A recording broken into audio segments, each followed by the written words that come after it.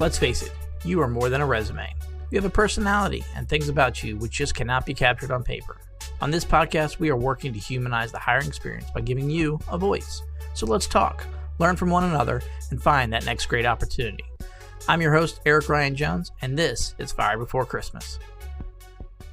All right. So, hey, everybody. Today I am meeting with Olga Triplett. Olga is actually a really good friend of me and my wife, as well as her husband. So this is a fun little time to get to talk to her. So, Olga, why don't you tell the listening audience just a little bit about yourself?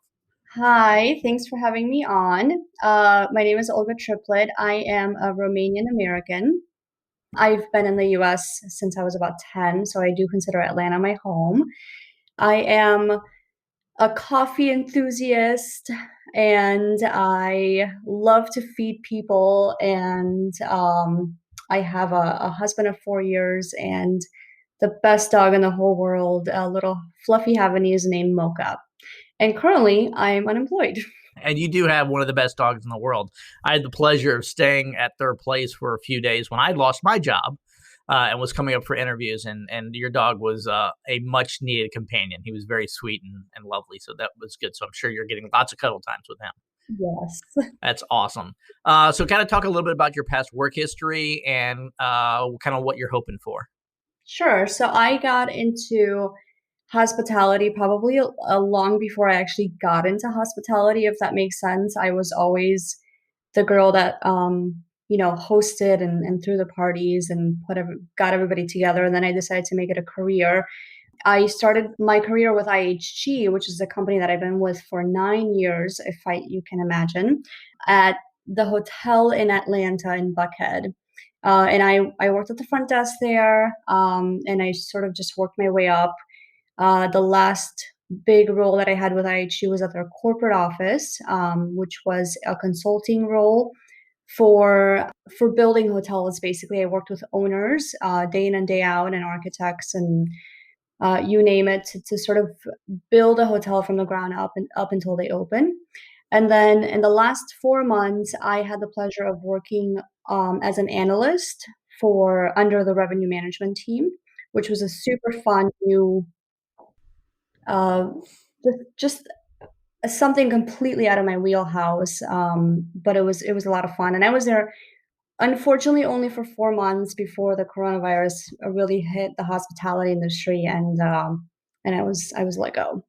So talk to us a little bit. What did you enjoy about the two different roles that you had? 'Cause you said you had two completely different roles there. So talk a little bit about what you enjoyed with helping them build the hotels, and then a little bit about what you enjoyed being the analyst with the revenue service. Right. So building a hotel it definitely is gratifying, even though it could take up to anywhere from 2 to 4 years to build something, whether it's a renovation or a new build from the ground up. But it is gratifying because you get to see the end result. So you're working with the owners, you're there when they buy the land, you're there when they go for their permits, and you help them. You talk to their architects about how things should be laid out. So you're really so much part of the whole process, and you bring in IHG's architects and IT and trainers and things like that. And then finally the doors open, and you feel like you've had an impact on that project. So it was very fun. It was really great to talk to owners all day long. You build some really awesome relationships, but it was incredibly challenging because at one point I had about 200 hotels that I was managing in my portfolio. So if you can imagine 200 owners, architects, general contractors that you have to talk to on a regular basis. It was a lot. It was a lot, but it was challenging and it was fun. But I was in that role for almost 5 years, and it was definitely time to do something new. Was that just focused here in the United States, or did you help build hotels in other regions and countries? I did have, so my region was really by state. So I had California, Arizona, New Mexico. I also had a little bit of Canada. And then the later part of my job, I had some in Mexico and Latin America. And then the analyst role was, just something that I got through networking and through people that I've met while being with IHG. And I was brought on for the team, and I remember my boss saying, you don't, this isn't really necessarily a revenue role, so you don't really have to know much about revenue management. And I didn't. I was very honest with her. I said, I don't, but I'm up for a new challenge. And she said it's really more about governance and business assurance for the team. So it was the first time that I really got to know what that meant for a company to have a sector in different departments that really just focuses on governance and business assurance. But my title was analyst under the global revenue management team. So lots of spreadsheets, lots of data. I did a lot of vendor management, which was fun. And then just bringing different teams together, building relationships is really my strong suit anyway. So I loved bringing teams together and saying, okay, guys, we've been doing this for the same way for the past 5 years. Maybe it's not working out so great. Maybe our results aren't what they should be. How can we streamline this? Can we lock ourselves in a room 2 hours a week and figure out a new process to make this better? That was probably my favorite part of it. Yeah, that sounds awesome. Sounds really cool. And the fact that you got to kind of be challenged in an area that you didn't know anything about, yet you were able to find how you fit into it and be able to use your past skills is pretty awesome. So that's great. So what's one of the most challenging things that you've accomplished or that you've been faced with during those two specific roles? Well, like I said earlier, the time management that I had to learn and the discipline that I had to learn, just managing such a big portfolio of hotels was critical. It was crucial. And then figuring out ways to really work with my boss at the time to find ways to get out of the hole, as we would call it. Having 200 hotels at one time or 200 projects in your portfolio and being able to talk a little bit about each one, it's very difficult, and so you have to get yourself organized. And how do you do that? So being able to sit down and be vulnerable with my boss and say, I'm stuck, I don't really know where to go from here, can you help me? And I remember my boss saying, you're never the kind of person that says, oh, I'm not going to ask questions so I don't look stupid, I'll just figure it out and ask for help later, I'll ask for forgiveness later. I am the person that will always be like, excuse me, I don't know what you're talking about. I don't know how to do this, I need help. And that might look stupid for some people, but for me, I have to know the whole picture. I have to get more information before I feel completely comfortable starting a project. And so that led me to being just like really vulnerable with my boss, which in turn helped us have a great relationship even now. Um, and for us to really like sit down in a room and for him to bring like some Excel spreadsheets and say, okay, here's a strategy that I'm thinking, what do you think about this, is this feasible, can you do this? And then me trying it and slowly getting to a point where I felt that I was out of the hole and I was doing my job great again. So yeah, experiences like that, I think in those challenging moments, it was really great to just find a way out of it, and in a way that maybe other people wouldn't. Right, right. That's awesome. So what's next for Olga? What would you like to do next, or what's somewhere that you'd like to head towards? Well, I think it would be really cool to continue to expand my knowledge of the hospitality industry, but maybe in travel, maybe something with Delta to sort of close the circle on everything hospitality and travel. Or who knows, maybe, I mean, there's so many great companies in Atlanta. I was even thinking like, how cool would it be if I started working for Chick-fil-A and I helped with their franchise models, because that's really my background. So there's just there I'm trying to look outside of IHG, outside of where I am currently. Not necessarily because I'm done. I think IHG is such a great company and I would love to for the opportunity to be back. But what else is out there? That's kind of exciting. So yeah, that's what I'm looking at. That's awesome. So how are you? So one of the things that when I lost my job that I had to go out and do was actually start to do some big self-inflection and self-awareness about, what am I good at? What am I not good at? And what skills can I start to grow or prosper? Is there anything that you're doing? And I know that this is still a new experience for you, so you may not have had a chance to really jump into this. So you can talk about things that you plan to do maybe if you want to, but is there anything that you're doing or that you plan to do to kind of help grow yourself, to kind of help make yourself be prepared for that next gig or for that next opportunity? Right. So, I guess after sometime in June 2019, there was a big reorg at IHG and I lost my job, my consulting job. So I was out of work from June for about 5 months because in December I started the analyst role. And during that time, even though that time probably I was so much better set up financially because I was getting a very nice severance package, I had a really, really hard time. As you know, and this is probably a completely different podcast, but I'm a melancholy, so I'm very introspective when it comes to myself and what I'm doing wrong and how I can improve, almost to a fault where I'm very, very hard on myself and it's hard for me to see like the good things that I'm doing. And during those 5 months, there was some really, really hard times where I was having a hard time getting out of bed and I didn't know if I just didn't have any motivation to like keep applying for jobs or like keep asking contacts for help with networking. It just became so tiring. It really did.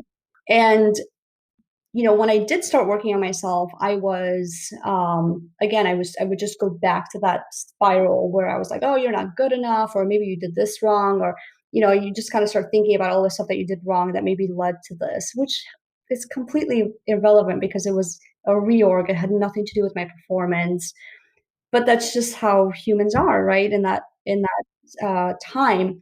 So I got this job with the global revenue management team under business assurance. I was an analyst. It was great. I was super happy to be back at work, especially at IHG.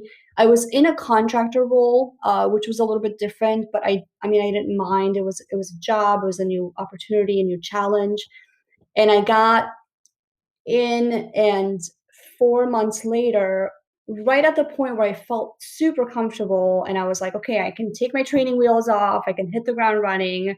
IHG decided to let go of all of their contractors. So when I heard and when my boss called me and she was so nervous and so sad to tell me, and I was like, listen, I feel like I've already been trained for this. Like, this is just round two and I'm ready to go. So I am completely taking a new approach to this season, this job search. I'm not allowing myself to go down that road where I'm gonna just think about all the bad things that I'm bad at, and I'm focusing on what I'm good at and what I can do. One of the things that I'm doing is I am listening to podcasts. I am reading books. There's a really good book called The First 90 Days, and it's sort of a premonition that I am going to find another job and I am going to be in my first 90 days again. And so I'm just preparing for it. And I'm also looking at, like I said earlier, I'm really broadening my search and I'm looking at, what else is out there? What if I want to restart my career right now? What if I want to completely go a different path? So I'm not boxing myself in, if that makes sense. No, that's awesome. So what advice would you give someone that's listening to this that kind of identifies with you a little bit when you were talking about that?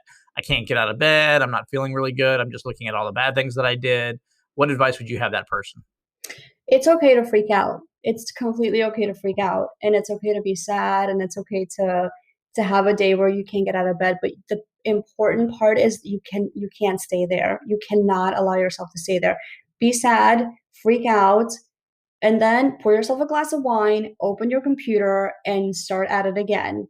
Go to the bathroom in the mirror and talk to yourself and tell yourself you're enough, you're good enough, you're valuable, you're going to bring value to another company, and then keep going. Just don't get stuck in that really bad place. Yep, that's awesome. Have you had an opportunity to have any interviews as of yet? No, but that's only because it's been 2 weeks, Yeah. and I just freshened up my resume, and I'm gonna start getting it out there.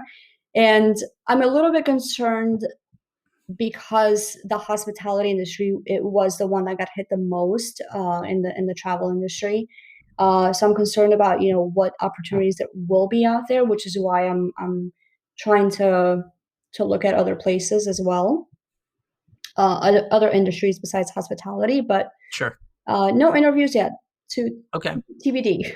Yes, well, it'd be interesting. Maybe we have to do a follow up once you've had a few interviews in this COVID-19 world to see how those virtual interviews happen. It's something that I know is very prevalent out there. A lot of Zoom meetings, a lot of Skype meetings, and I've had the opportunity before to do those kind of things, and they're kind of fun. They're kind of freeing, especially if there's no video. But most of them want video, so you still got to get dressed up and prep your hair as it would be. But those without the video, it's nice to do an interview in your PJs for someone like me, as it would be. All right, we'll talk about give us an idea, and you've already mentioned a few, so you can repeat them again if you feel like it. But what are some companies that you really admire, and why do you admire them as a company? I mean, I'm gonna have to start with IHG because they really are such a great company, and so far, knock on wood, they're the only company, they're the only hospitality company, hotel company that hasn't let go or fired or furloughed any of their full-time employees, and that's amazing. And that's because they at the beginning of this, they decided that we're gonna take some pay cuts, and they started at the top and they went all the way to the bottom, and everybody took a percentage of their salary. And then of course they cut all of their contractors, and they worked with their large vendors to stop payments, or to stop, to maybe push back some of their payments. Anyway, so I really think that's awesome. So definitely IHG. I think Delta is really doing a great job, not just right now in the COVID-19 world that we're living in, but always. I mean, they're the top dog. They've always done things really, really well. And then, obviously Chick-fil-A. I'm just talking about all Atlanta companies. I gotta go out in trouble. Oh. I guess that's who I've been focused on, is just Atlanta. So that's what I'm thinking about right now is yeah. Yeah, it's always easy to look for and approach companies in your local market. I've actually gone jobs from one state to another state, and that's got to be the hardest thing in the world. Because they look at your resume and the first thing they look at is your address. And they're like, "Oh, you're not local." And you leave your address off, and they call you up and they want you to come in for a face-to-face interview, and you're like, "Well, I need to plan it out because I got to get there." So yeah, that's a whole nother mess of challenges. So yeah, there's nothing wrong with definitely looking local.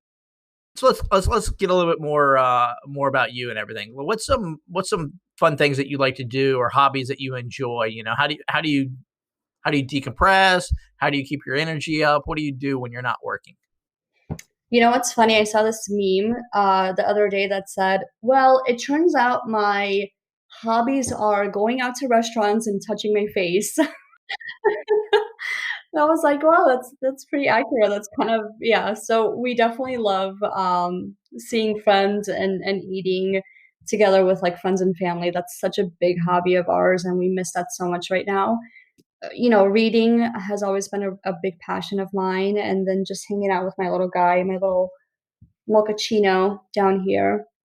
He takes up a lot of time, but it's good. Yeah, pets are fun like that. Excellent. All right, what's a cool fact about Olga Triplett? So I speak Romanian, obviously, because I'm from Romania, but I was born on Communist Day in Romania. And so my parents got a bunch of money, which was not really a lot of money, but in those days it was a lot of money, because I was born on that day. And every year they would get like a little bit, like a little gift. Well, you want to say something in Romania to anybody that's listening that might be Romanian? Bine ați venit la podcastul lui Eric Ryan Jones. And what did you say? The only thing I got out of that was my name. I said, welcome to the podcast of Eric Ryan Jones. Excellent. I may use that as an intro from now on. That'll be awesome. All right, last question. And this is actually an icebreaker that we use in my current company. I just find that it's such a fun, fascinating question to ask people, especially now that we're all locked in. So what was the last thing that you bought off of Amazon? Oh my gosh, this is so boring. I don't want to say because it's going to make me sound boring, and I'm not boring at all. So the last thing that I bought was really because my husband told me to buy them, and it was air filters. Awesome. Hey, that's important right now. You're in the house. You need to have that clean air.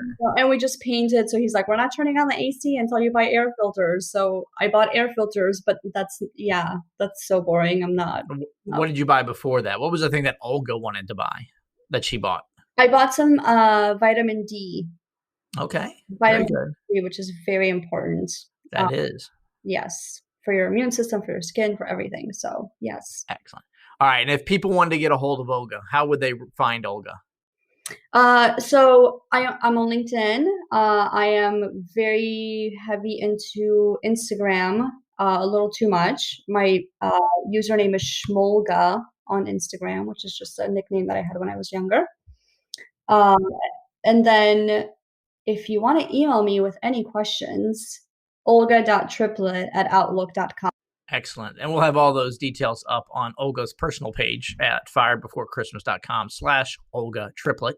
So be sure to check that out as well. So Olga, again, thank you so much for taking time to talk with me today. I really enjoyed catching up with you and hearing all about this. And I wish you the best of luck in your search. And once you've got that job and everything, hopefully we can bring you back on and you can help out some others.